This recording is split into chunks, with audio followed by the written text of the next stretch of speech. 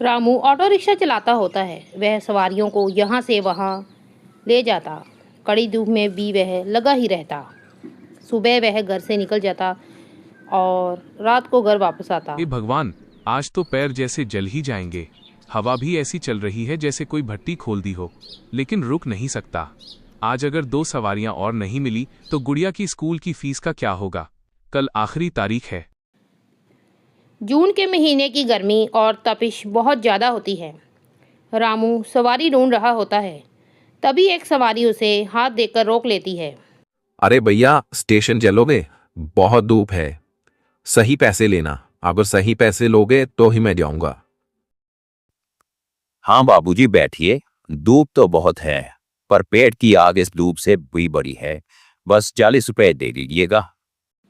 वह अपनी पानी की प्लास्टिक की बोतल देखता है जो कब की खाली हो चुकी होती है। वह एक बार आसमान की तरफ देखता है, अपने भगवान को याद करता है और फिर वह इधर उधर देखता है। उसे कहीं भी पानी नज़र नहीं आता। उसका गला सूखा जा रहा होता है। फिर भी वह ऑटो रिक्शा स्टार्ट करता है और सवारी को स्टेशन पहुंचाने के लिए चल पड़ता है।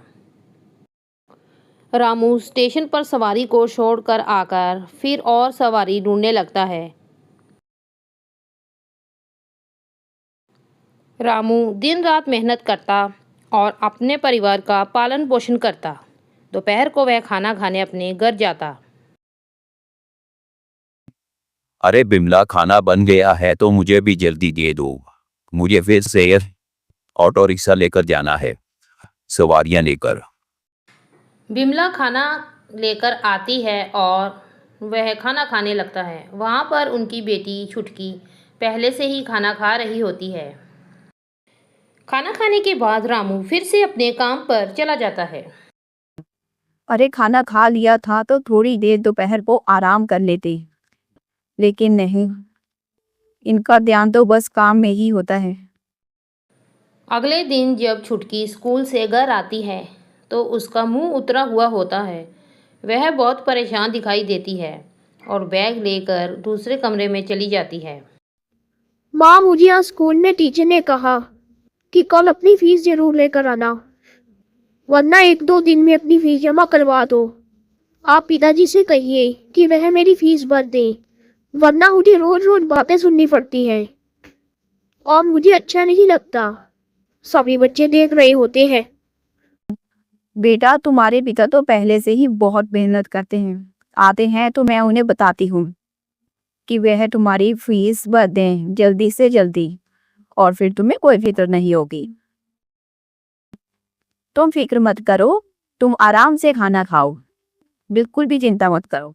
तुम्हारे पिताजी आते हैं तो मैं उन्हें बता देती हूँ कि तुम्हारी फीस देनी है। रात को रामू घर आ जाता है और वह खाना खाने लगता है। खाना खाने के बाद बिमला उसे छुटकी की फीस के बारे में बताती है। अजी, छुटकी कह रही थी कि उसके स्कूल की फीस भरनी है। वह बता रही थी कि उसे टीचर ने कहा है कि सुबह तक या 2-3 दिन तक अपनी स्कूल की फीस भर दे। वह बहुत नाराज थी। तुम छुटकी को बता देना कि मैं तुम दोनों के लिए ही तो मेहनत करता हूँ, अपने परिवार के लिए। अब सवारी ज्यादा मिल जाए तो मैं छुटकी की फीस जल्दी भर दूंगा, तुम फिक्र मत करो।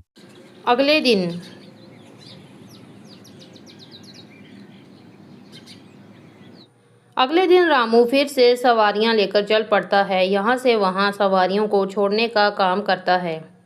वह दिन रात मेहनत करता ही जाता है। दोपहर को वह खाना खाने घर आता है। तभी छुटकी उससे बात करती है। पिताजी, मुझे कहानियों वाली किताब की जरूरत है। आप आते वक्त मेरे लिए कहानियों वाली किताब जरूर लेकर आना। छुटकी की बात सुनकर रामू की फिक्र भी बढ़ जाती है। बेटा, तुम्हें जो भी चाहिए तुम्हारे पिताजी तुम्हें ला देंगे, कहानियों वाली किताब भी, और तुम्हारी फीस भी भर देंगे। हाँ छुटकी बेटा, तो फिक्र मत करो, तुम बिल्कुल भी चिंता मत करो। मैं तुम्हें कहानियों वाली किताब भी लाकर दे दूंगा और तुम्हारी फीस भी जल्दी भर दूंगा। ठीक है पिताजी, आप आज शाम को मुझे कहानियों वाली किताब ला दीजिए और 1-2 दिन तक मेरी फीस भर दीजिए। छुटकी की बात सुनकर रामू सोच में पड़ जाता है कि कैसे वह जल्दी से जल्दी छुटकी की फीस भरेगा और बाकी चीज़ें भी लाएगा, क्योंकि पहले से ही रामू इतनी गर्मी में भी घर की जिम्मेदारियां भी बहुत मुश्किल से पूरी कर रहा होता है और वह सोच में पड़ जाता है। इधर रामू फिर से घर से आते ही सवारी लेकर चल पड़ता है। कड़ी धूप होती है, लेकिन वह लगातार मेहनत करता ही जाता है।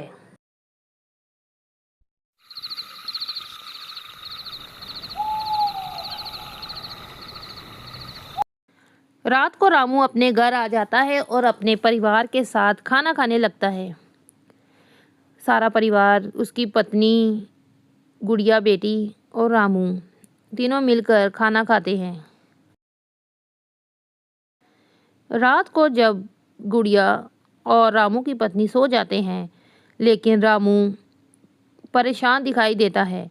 उसे नींद नहीं आ रही होती, क्योंकि जिम्मेदारियां इतनी ज़्यादा होती हैं, गुड़िया की फीस भरनी और घर की और ज़रूरतें, वह उसे सोने नहीं दे रही होती। कुछ देर बाद रामू सो जाता है और फिर रात भी गहरी हो जाती है।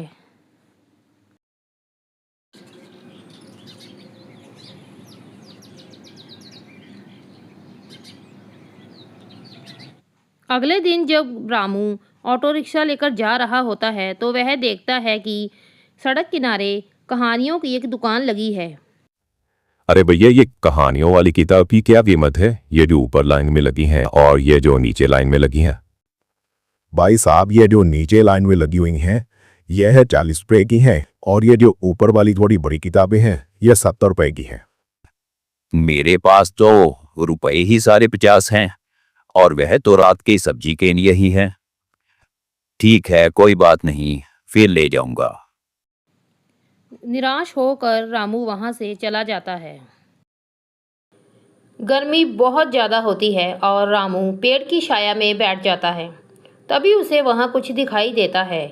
वहां नीचे किसी का पर्स पड़ा होता है। वह पर्स उठाकर देखता है। अरे यह क्या है? यह तो किसी का पर्स लग रहा है, और इसमें कार्ड भी हैं और कुछ पैसे भी हैं। हाँ, कार्ड पर किसी का पता होगा। मैं उस पते पर यह पर्स दे आता हूँ।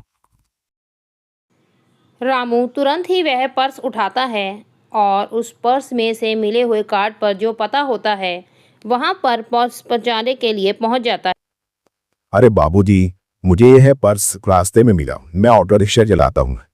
मैं आराम करने के लिए थोड़ी देर बैठा तो वहां पर तो आपका पर्स पड़ा हुआ था। इस पर आपका पता लिखा था, तो मैंने सोचा आपको दे आऊं। अरे तुम्हारा बहुत बहुत शुक्रिया। इसमें तो मेरे बहुत जरूरी कागजात थे।